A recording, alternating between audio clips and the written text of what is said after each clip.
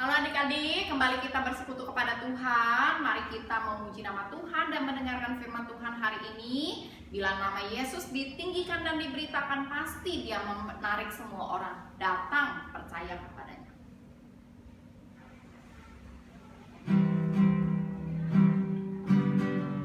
Dia harus makin bertambah, ku harus makin berkurang.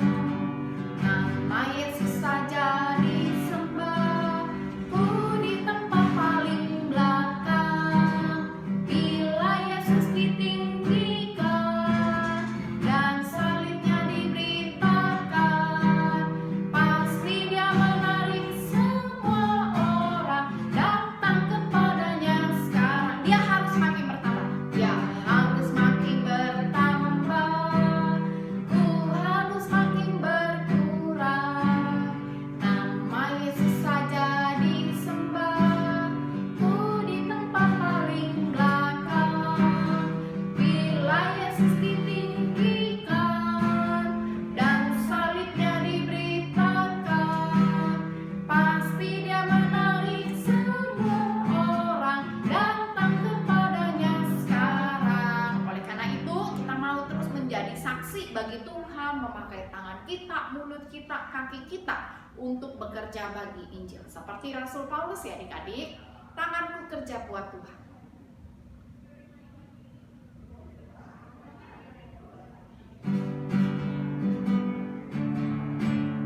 Tanganku kerja buat Tuhan, mulutku puji namanya, kakiku berjalan cari jiwa, upahku besar di surga. Tanganku kerja buat Tuhan, mulutku puji namanya, kakiku berjalan cari jiwa, upahku besar di surga. Kita mau mendengarkan firman Tuhan. Mari adik-adik kita berdoa. Bapa kami yang di surga, kami mau dipakai oleh Tuhan menjadi saksi Tuhan.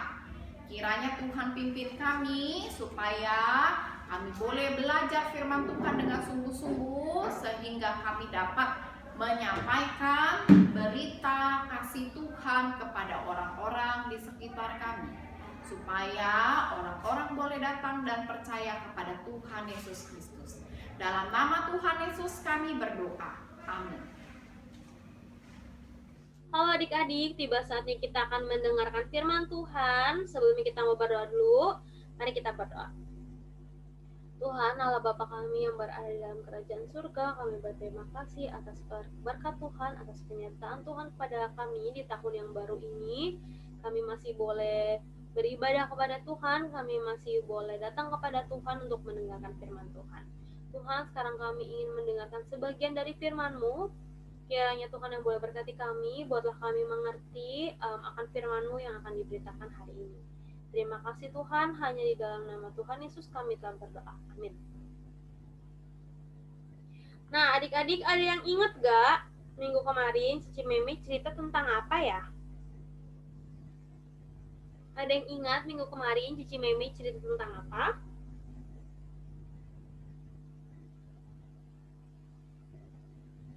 Iya betul. Cici Meme cerita tentang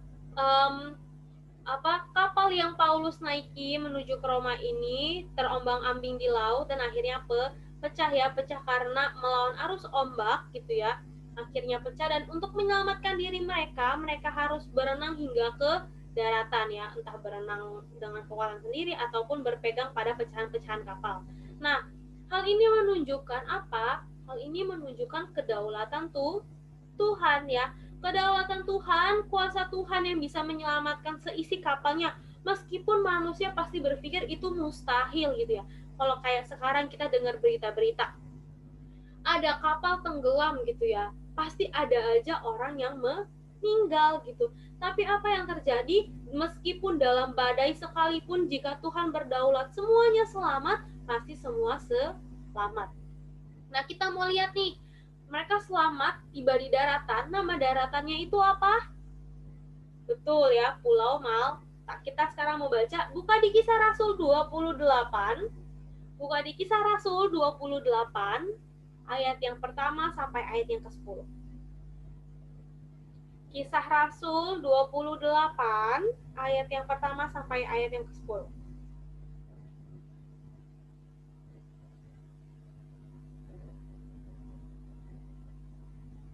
Sudah?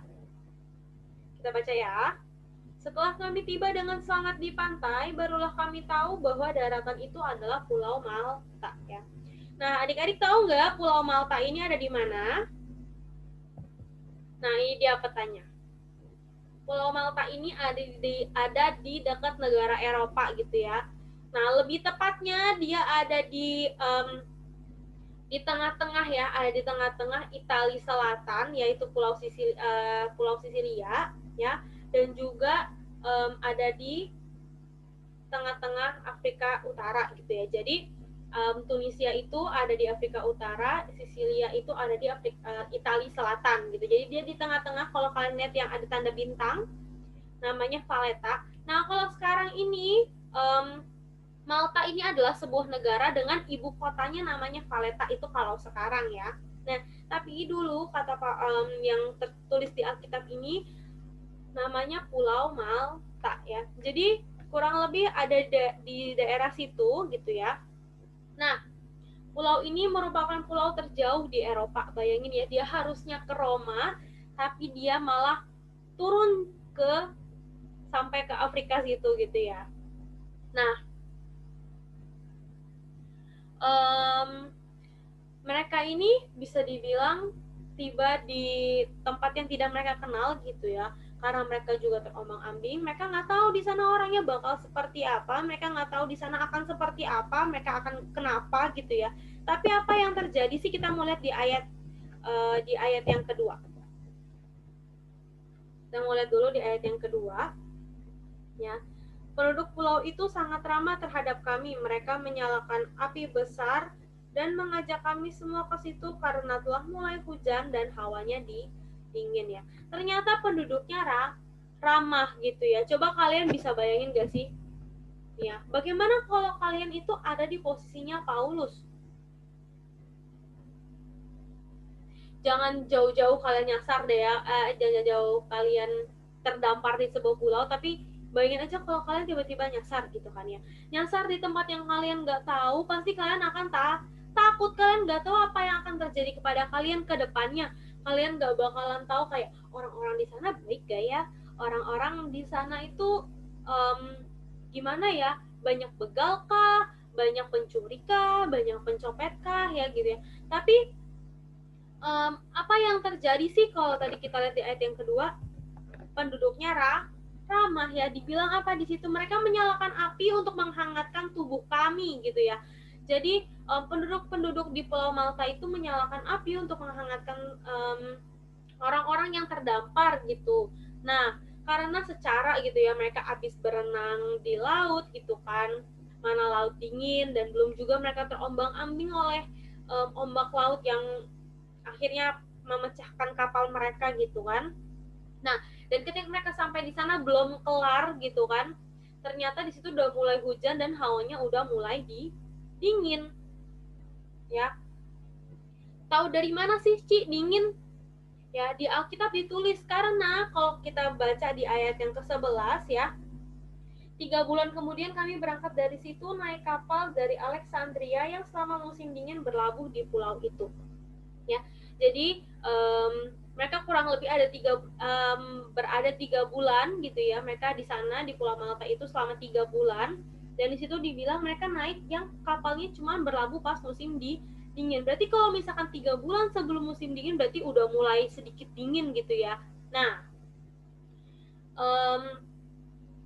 dan juga kalau kalian bisa bayangin gitu ya, mereka habis berenang pasti mereka nggak punya pakaian lagi gitu kan kapalnya udah pecah, dan sebelumnya juga muatan-muatan kapal mereka itu dibuang ke laut gitu, jadi nggak ada sepasang pakaian pun yang kering menempel di tubuh mereka, jadi mereka pasti kedinginan gitu ya.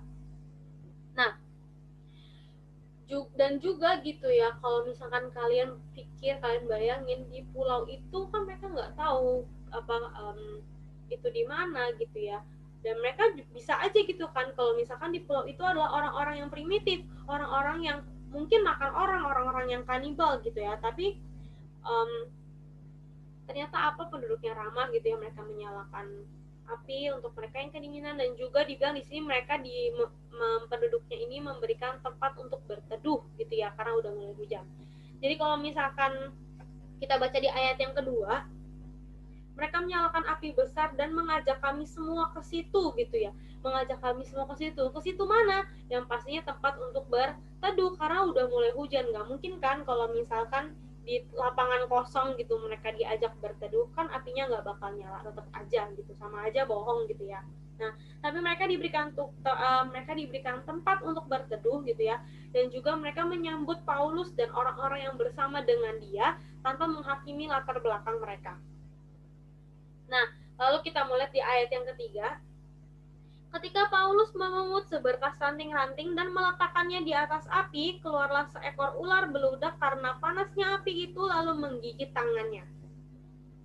Nah, di kalimat pertama di ayat 3 dibilang apa? Paulus memungut seberkas ranting dan meletakkannya di atas api gitu ya. Nah, Paulus di sini bantu mengumpulkan ranting-ranting ya. Dia nggak cuma diem aja gitu, karena Rasul Paulus ini dikenal sebagai orang yang rendah hati ya. Dia rela melayani, padahal kalau kita pikir gitu ya dengan akal manusia sekarang, nggak juga nggak apa-apa gitu kan ya. Kan saya yang susah, kan saya yang kesusahan, kamu yang berniat untuk nolong saya, harusnya nggak nolong nggak apa-apa dong. Harusnya kamu bisa layanin saya aja kan. Nah, tapi tidak untuk Paulus ya. Paulus mau rela membantu, rela menolong, rela melayani demi saudara-saudaranya dan orang-orang yang lainnya yang seisi kapalnya juga kedinginan. Nah, lalu ada bahaya selanjutnya, yaitu apa? Paulus digigit oleh ular, ya, digigit oleh seekor ular beludak gitu ya. Yang kalian tahu ular beludak itu ular apa? Nah, ular beludak ini adalah ular yang tergolong ular berbisa gitu ya. Berarti yang mana ular ini pasti berbahaya gitu kan. Nah, ketika orang-orang lihat, pasti mereka berpikir gitu ya, orang ini jahat banget. Coba kita lihat di ayat 4. Ketika orang-orang itu melihat ular itu terpaut pada tangan Paulus, mereka berkata seorang kepada yang lain, orang ini sudah pasti seorang pembunuh, sebab meskipun ia telah luput dari laut, ia tidak dibiarkan hidup oleh Dewi Keadilan. Ya, nah mereka itu berpikir apa? Mereka berpikir pasti Paulus orang jahat banget. Dia adalah seorang pembunuh. Meskipun dia selamat dari laut, tapi pas di daratan dia nggak dibiarin hidup juga sama Dewi Keadilan. Ya. Meskipun orang-orang dulu itu nggak sekolah tinggi gitu ya, nggak mungkin mereka bahkan tidak sekolah gitu ya. Mereka tidak menempuh pendidikan yang tinggi, mungkin sampai SMA, kuliah, dan segala macam. Tapi mereka secara namanya juga manusia gitu ya, punya akal, mereka pasti bisa berpikir bahwa segala sesuatu di dunia ini pasti ada yang atur ya. Mereka berpikir gini, Paulus ini orang yang berdosa gitu ya. Jadi ada hal-hal yang menimpa dia. Contohnya di laut dia kapalnya pecah. Nyampe darat jadi gigit laut ya. Ada hal-hal yang bersifat pembalasan ilahi atas apa yang dia perbuat ya. Lalu apa yang terjadi selanjutnya kita mau lihat di ayat yang kelima.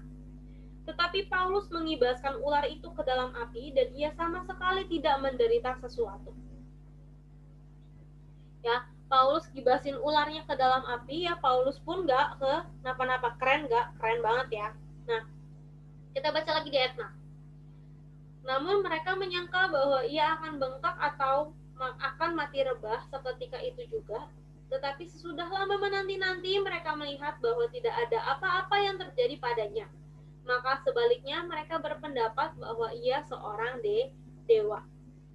Ya, di saat orang ngira Paulus nih pasti akan merasakan efek sampingnya. Dia bakal bengkak-bengkak atau mungkin dia pingsan, bahkan dia akan jatuh gitu langsung mati gitu, tapi hal itu tidak terjadi karena kalau adik-adik tahu ular itu bisa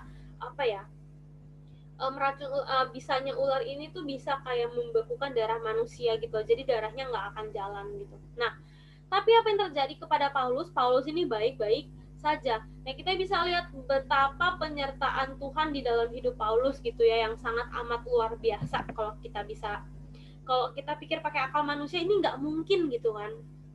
Nah, yang awalnya mereka berpikir negatif tentang Paulus, mereka bilang, wah Paulus ini mah orang berdosa, ya dia pasti nggak dibiarin hidup nih sama Dewi Keadilan gitu ya, mereka bilangnya, sama dewa-dewa atau Tuhan, gitu dia nggak dibiarin hidup nih. Tapi dengan ujian yang ada ya, dengan ular yang menempel di tangan dia, dengan ujian yang Tuhan berikan, justru hal itu menjadi pujian bagi Paulus ya. Nah, hal ini membawa pujian juga kehormatan bagi Paulus, dan tentunya hal ini membuka jalan bagi pelayanan Paulus di Pulau Malta. Meskipun cuma 3 bulan doang ya. Nah, kita mau lihat lagi di ayat yang ke-7. Tidak jauh dari tempat itu ada tanah milik gubernur pulau itu. Gubernur itu namanya Publius. Ia menyambut kami dan menjamu kami dengan ramahnya selama 3 hari. Selain itu, mereka ngapain di Pulau Malta? Mereka dijamu dengan apa? Dengan ramahnya. Bayangin ya, mereka disambut, mereka dijamu.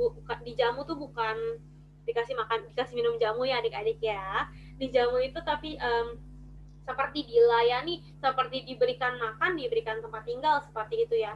Nah, dijamunya sama siapa? Bukan sama penduduk ya, bukan sama ketua RT, bukan sama lurah, tapi disambut sama siapa? Sama gubernur gitu ya.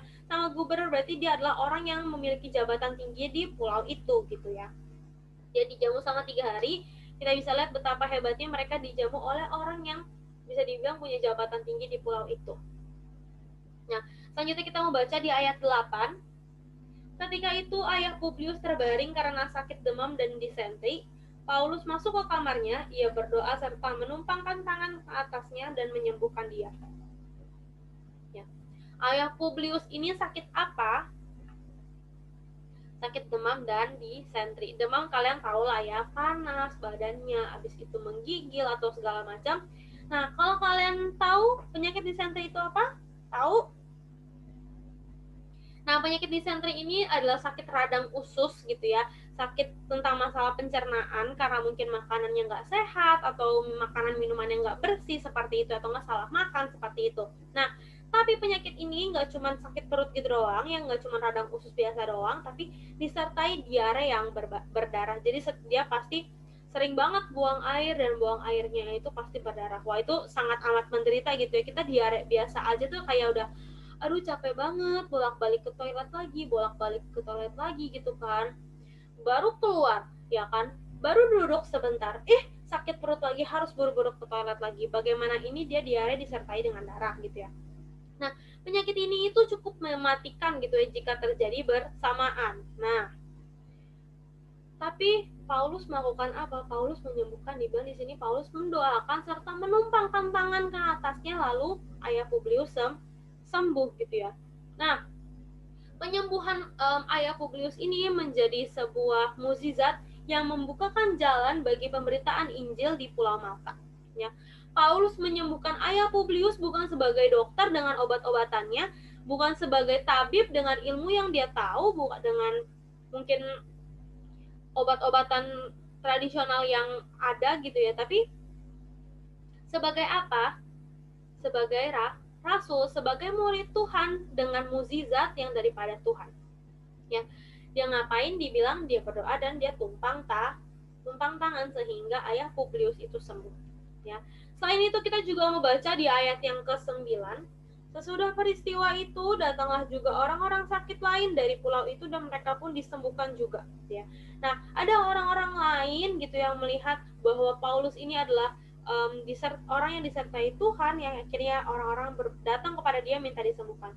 Paulus datang ke pulau ini bukan disengaja gitu, bukan karena saya mau datang ke Pulau Malta gitu, akhirnya dia nyampe di Pulau Malta, bukan, tapi karena sebuah kecelakaan gitu ya, sebuah accident. Jadi Paulus ini datang karena ketidaksengajaan gitu ya, dengan kapalnya terombang-ambing di laut, kapalnya pecah seperti itu. Akhirnya dia sampai di Pulau Malta dan akhirnya itu membuka jalan bagi pemberitaan Injil Paulus. Ya. Nah, tapi apa yang terjadi kepada Paulus di sana? Ketika Paulus nggak punya rencana, nggak punya niat ke sana, berarti dia nggak siapin apa-apa dong mau ke sana. Tapi apa yang terjadi tapi apa yang dilakukan Paulus? Paulus menerima orang-orang itu ya. Orang-orang itu datang kepada dia minta diobatin. Paulus, ayo sini datang gitu kan, disembuhin ya. Mereka Paulus ini nggak menolak orang-orang itu, tapi Paulus melayani mereka dengan hati yang tulus. Nah, kita mau baca lagi di ayat yang 10 terakhir. Mereka sangat menghormati kami dan ketika kami bertolak, mereka menyediakan segala sesuatu yang kami perlukan. Ya, sebagai bentuk balas budi yang dilakukan Paulus, sebagai pembalasan yang baik gitu ya, sebagai balasan kebaikan Paulus, orang-orang di sana itu menyediakan segala kebutuhan mereka untuk mereka pergi berlayar ke kemana tujuan mereka, ke Roma gitu ya. Orang-orang di sana menyediakan mungkin kebutuhan pakaiannya, ya habis selain pakaian bisa juga makanannya, mungkin persediaan minuman dan segala macam banyak hal gitu ya. Ya, mereka menyediakan segala yang mereka perlukan gitu dibilangnya. Kalau kita mau lihat di sini penyertaan Tuhan ini sangat amat nyata dalam perjalanan Paulus gitu ya, apalagi di Pulau Malta. Meskipun 3 bulan kita bisa lihat betapa hebatnya Tuhan menyertai Paulus ya di Pulau Malta ini. Dari Paulus diterima baik di sana gitu kan, mereka Paulus dijamu, disambut ya, serta juga diberikan kebutuhannya meskipun yang tadi Cici bilang mereka nggak ada niatan sama sekali untuk pergi ke Pulau Malta, kayak nggak janjian. Penduduk Pulau Malta saya nanti bakal ke sana gitu, tulis surat ya, bukan telepon. Penduduk Pulau Malta saya akan ke sana, tolong siapin di bla bla bla gitu, enggak ya, tapi karena ketidaksengajaannya Paulus gitu ya, ternyata Tuhan masih menyertai mereka gitu ya. Nah, lalu setelah ini Paulus akan pergi kemana? Kalian tahu kalau baca di perikop selanjutnya? Mereka akan pergi ke Roma. Nah, minggu depan kita mau dengerin ya. Mari kita berdoa. Allah Bapa kami yang berada di dalam kerajaan surga, kami berterima kasih atas penyertaan Tuhan dalam hidup kami. Tuhan, ajarlah kami untuk boleh rendah hati, ajarlah kami untuk boleh terus memberitakan Injil-Mu sama seperti Paulus. Biarlah kami juga boleh menjadi saluran berkat bagi orang-orang di sekitar kami sama seperti Paulus. Tuhan, terima kasih Tuhan untuk firman Tuhan yang boleh kami dengar hari ini. Hanya di dalam nama Tuhan Yesus kami telah berdoa. Amin.